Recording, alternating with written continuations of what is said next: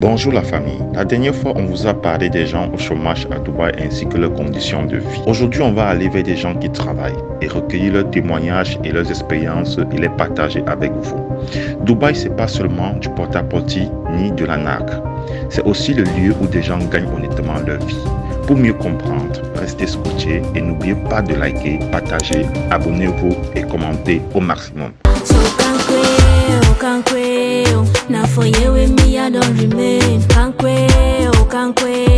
C'est ici que je me suis collé.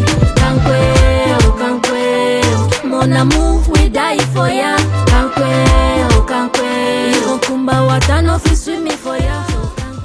Oui, la famille, aujourd'hui j'ai avec moi un très grand homme au nom de Monsieur Célestin qui est à Abu Dhabi. Depuis combien de temps déjà? Depuis 7 ans. Quelle est ton expérience? Qu'est-ce que tu fais dans quoi exactement? J'ai eu à travailler comme technicien de carreau. Okay. Oui, dans une très grande entreprise de la place. Et aussi actuellement je travaille, je fais dans la restauration. Ok. Oui, et je suis propriétaire de certaines activités dont vous connaissez. Dubaï n'est pas un pays du désordre. Quand tu viens avec tes objectifs, tu le réalises. Si tu viens dans l'esprit de t'amuser, tu sors perdant. Si tu viens dans l'esprit de réaliser quelque chose, tu le réalises. Ok. Linda aussi est à Dubaï déjà depuis combien de temps? Moi je suis là, ça fait 3 ans. Okay. 3 ans, quelques mois. 3 ans, quelques mois. Et Linda fait dans quoi exactement? Moi je fais dans le ménage, c'est ménager. Ouais. France Sao, comment tu vas? Je vais bien, merci. Ok. France Sao est à Dubaï depuis combien de temps? Pratiquement 4 mois. 4 mois.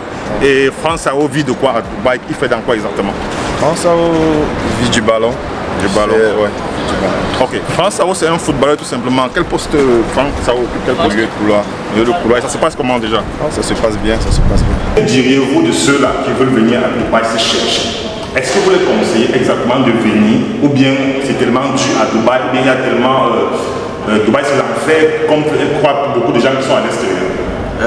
Ce que je pourrais dire à mes frères camerounais, Africains, parce que déjà c'est tout le monde entier qui nous regarde en ce moment. ouais, ce que je pourrais leur dire à eux, aux jeunes garçons, aux jeunes filles, Dubaï est un endroit plus mieux, un pays pour se lancer, réaliser ses rêves. Voilà.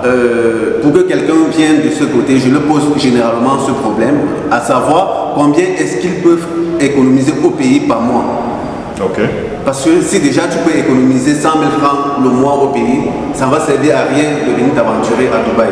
Mais à Dubaï, ce qui est sûr et certain est que si une fois à Dubaï, vous pouvez économiser 100 000 francs le mois, 150 000 francs le mois sans sauter, c'est une très très bonne chose. Comment Linda trouve Dubaï par rapport à la profession du travail, par rapport au Cameroun?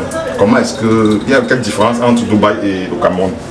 Bon, pour être clair et véridique, moi je trouve vraiment très bien. Il y a tellement une différence, surtout quand on travaille avec les Européens, par rapport et quand on travaille avec les Arabes.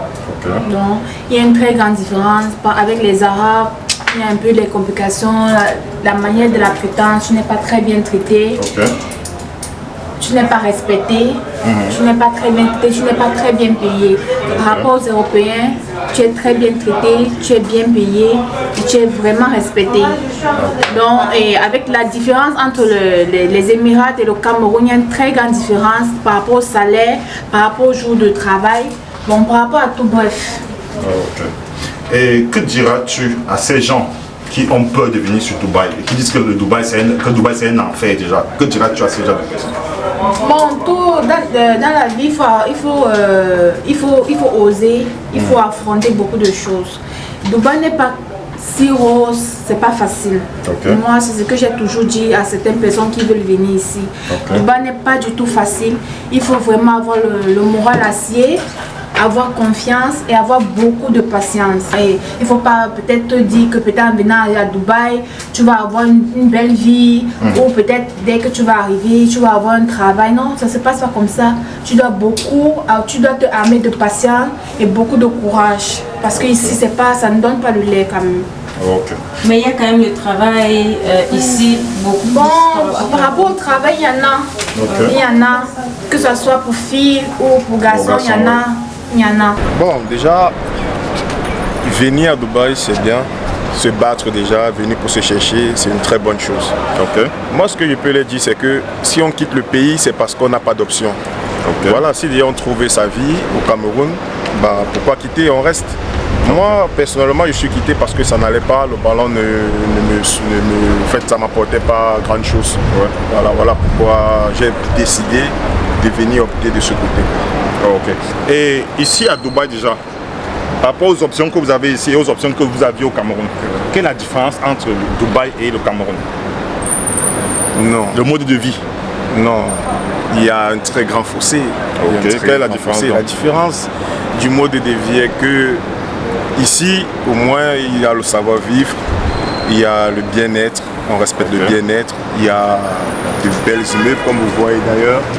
Ce que nous manquons chez nous, le développement est au rendez-vous. Voilà. Au Cameroun, on connaît avec les histoires de corruption, la famine, tout ça. Ici, en Afrique en général, voilà. Déjà ici, ça va. C'est ça qui marque la différence. Linda, je veux savoir une chose. Il y en a qui disent ici que quand on venait à Dubaï, il y a des gens qui se font arnaquer, par exemple. Est-ce que ça a été le cas chez toi?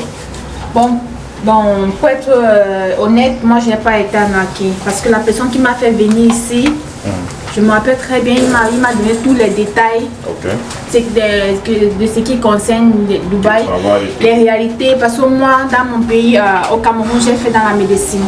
Et il m'a dit, il a été honnête avec moi en me disant, c'est pas facile de faire la médecine dans ce pays, surtout toi qui viens d'ailleurs. Donc, retire déjà la médecine dans ta tête et sache que quand tu vas arriver ici, pour avoir ton argent, tu dois faire dans tout. Ok, parlons d'économie, Germain. Germain, quel est le salaire de base? Quand on dit salaire de base, peut-être, comment ça se fait au niveau, ça se répartit comment au niveau du transport, du logement, nutrition et bien d'autres? Minimum, le prix minimum est égal à 1000 dirhams. 1000 dirhams, oui. Est égal à 1000 dirhams. Mais pour éviter l'assurance après la fin du contrat, ce genre vous mettent généralement à 750 dirhams pour un salaire de base. Mais selon la loi, c'est 1000 dirhams. C'est facile de trouver du travail à Dubaï par rapport au Cameroun. Quelle est la différence entre Dubaï et au Cameroun par rapport à l'offre d'emploi, Germain? La différence entre Dubaï et le Cameroun par rapport concernant l'offre d'emploi, Dubaï est à la fin. Pourquoi? Parce que ici on ne chôme d'ailleurs pas. Et quand on arrive, on a moins 90% de chances d'obtenir un travail pour pouvoir survivre. Une fois que vous trouvez le travail, vous êtes logé. Dans certains entreprises, logé, nourri, transporté. Voilà. Donc ce qui fait que Dubaï a le dessus pour le Cameroun. Au Cameroun, nous n'avons pratiquement pas d'emploi. Si on veut dire Sao, quand tu fais un projeté des prochains mois, tu seras toujours à Dubaï ou bien tu seras rentrer au Cameroun ou bien quelles sont tes ambitions à Dubaï? Le football, mes ambitions, c'est d'avoir un bon niveau, parce que déjà ici c'est la UEFA Pro League qui se joue ici. Déjà d'avoir un bon niveau ici. Et pourquoi pas migrer en Europe pour continuer. Mais si tout se passe bien déjà, moi je vais rester. Donc ça veut dire France se plaît bien à Dubaï qu'au Cameroun. Ouais, très. Quand je regarde Sao, d'aujourd'hui est saoudien, franchement. Il n'y a pas photo. Et concernant le travail? Il y a le travail. Est-ce qu'on trouve facilement du travail ici à Dubaï par rapport au Cameroun? Oui, ça il faut le dire. On trouve facilement le travail ici. Et bien rémunéré aussi. Quel est le conseil que Linda va donner aujourd'hui à la famille qui nous regarde? Il y en a qui veulent venir à Dubaï mais qui sont découragés. Il y en a qui sont mélangés dans leur tête. On dit par exemple, Dubaï, il y a des prostituées ici, il y a des porte-à-porte, toutes ces histoires à dormir debout. Que diras-tu à cette personne face à cette caméra? Bon, déjà, en venant à Dubaï, tu sais ce que tu viens faire à Dubaï. Si tu viens à Dubaï pour faire de porte-à-porte, tu vas faire de porte-à-porte. Si tu viens à Dubaï pour te chercher, pour travailler dur, avoir ton argent, tu vas travailler dur. Parce que ici à Dubaï, par rapport au porte-à-porte, je ne crois même pas à ça. Parce que nous qui sommes là, ça ne se vit pas. Donc ce qui se raconte dans les réseaux sociaux, porte-à-porte est monté, Dubaï est descendu, moi je ne crois pas à ça. Parce que moi, déjà ici, je ne vois pas ce qui ressemble à porte-à-porte. Donc, ce que moi je conseille aux gens, aux Camerounais qui sont en Afrique, qui veulent venir ici, et venez, il y a le travail, il y a tout. Dubaï, c'est un pays respectable. Il y a tout et le respect, et il y a tout. Il y a du travail. Donc, pot-à-pot n'existe pas. Moi, selon moi. Ok, la famille, ça c'est un témoignage de Linda. Alors, Linda, c'est un plaisir de te recevoir parmi nous. Merci. Ok, la famille, à tout à l'heure. On va passer à une autre personne. À tout à l'heure, ciao. Quand tu arrives, que tu parles anglais ou pas, tu as la chance d'avoir au moins un travail d'un minimum de salaire de 1200 dirhams. Ok. Voilà. Quand on parle de 1200 en équivalent en français, il faut multiplier par 172 pour voir combien ça vous fait en français. Équivalent à environ 200 000 francs, c'est quoi, le salaire. Dubaï donne cette chance à tout le monde, à ce que je sache. Dubaï donne toujours une première et une deuxième chance. Quand tu ne l'obtiens pas, parce que tu veux jouer à la grandeur, parce que tu vois le salaire de certaines personnes et tu m'aimerais toucher au même niveau que eux. Moi, je suis à plus de 7 ans d'expérience. Moi, pratiquement, je touche environ 1200 dirhams de salaire. Mais je m'en sors avec mon salaire parce que je ne suis pas uniquement. Dubaï, c'est un pays de business. On ne se fie pas au salaire pour réaliser ce qu'on prétend faire. Il faut se fixer les objectifs dans la tête. Ne regardons pas le salaire. L'essentiel pour nous, la politique, c'est d'avoir une résidence, de pouvoir être coté par une entreprise. Tu bénéficies de ces résidences-là pour pouvoir faire tes business. Voilà, donc c'est un peu ça. Moi, personnellement... Monsieur Célestin, il y a une chose qui est assez curieuse. Dans quel domaine déjà vous conseillerez des gens qui veulent venir faire le travail? Quel est le domaine le plus rentable? Quel est le domaine où il y a plus d'emplois, où ils peuvent le plus trouver d'emploi? Le domaine où ils peuvent le plus trouver d'emploi ne pourrait qu'être dans le HELPA. Il y a le HELPA, il y a le... HELPA qui veut dire manœuvre. HELPA qui veut dire manœuvre, mais pas manœuvre des chantiers tels que des chantiers de construction. Voilà.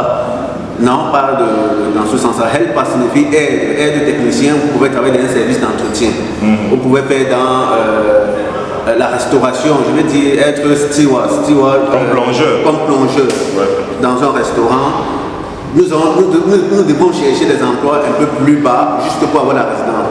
Une fois qu'on a la résidence, après 6 mois, après 7 mois, on peut aussi s'imposer, on peut grandir des grades, on peut élever le niveau.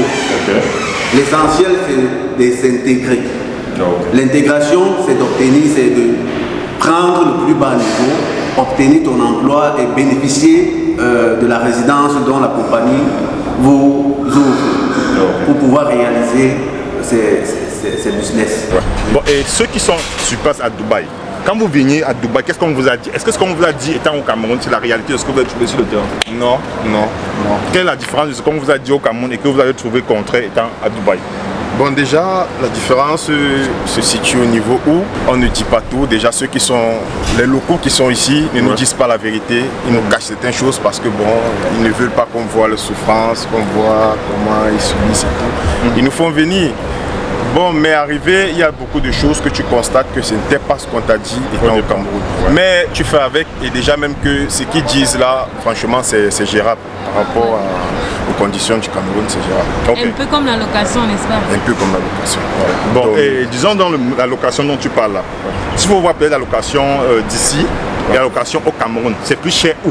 Et c'est plus vivable où? Et quelle impression ça te fait quand tu fais le logement que tu fais maintenant ici et celui du Cameroun? Quelle est la différence et quelle est l'impression que ça te fait? Plus cher, ça dépend parce que ici, je vais dire plus cher. Parce que c'est une ville, c'est un pays développé. Voilà, il y a le standing, des biens. Au pays aussi, il y a des zones précaires, il y a des zones bien aussi que tu peux trouver aussi des chambres chères. Donc là, pour la différence, vraiment. Mais sinon, pas mal ici. Et déjà, quel est le dernier mot que vous pouvez dire, un mot de fin à ces gens qui nous regardent ici? Ce que je dirais aux jeunes, une fois que vous prétendez monter à Dubaï, je vous prie de bien vous renseigner, de tomber sur la bonne personne parce que ce n'est pas tout le monde qui reçoit nos frères camerounais, nos frères africains, comme il se doit. Voilà. Prenez juste les bons renseignements pour ne pas être dupé. Dans un autre, M. Célestin vous conseille de vous renseigner bien avant de vous lancer et de faire attention aux arnaqueurs qui sont dehors et qui vous promettent ciel et terre. Or, il n'en est rien. Qui vous vendent les rêves. Justement. Quel est le conseil que vous pouvez donner, que tu peux donner à ces jeunes qui te regardent en tant que peut-être tu es un footballeur et disons que tu es peut-être un modèle pour ces jeunes-là? Quel est le conseil que tu vas les donner ici? Déjà, il faut croire en ses rêves. Il faut croire en ses rêves. faut pas baisser les bras parce qu'on a eu une mauvaise histoire. Une mauvaise histoire passée. Il ne faut pas s'accrocher dessus, baisser les bras. Il faut croire en ses rêves et travailler, quoi. Voilà. Ok, la famille, à tout à l'heure, c'était Franck Soso.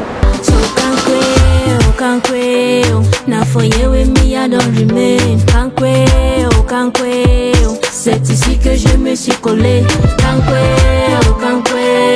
Mon amour, we die for ya. Kankwe, Irokumba watano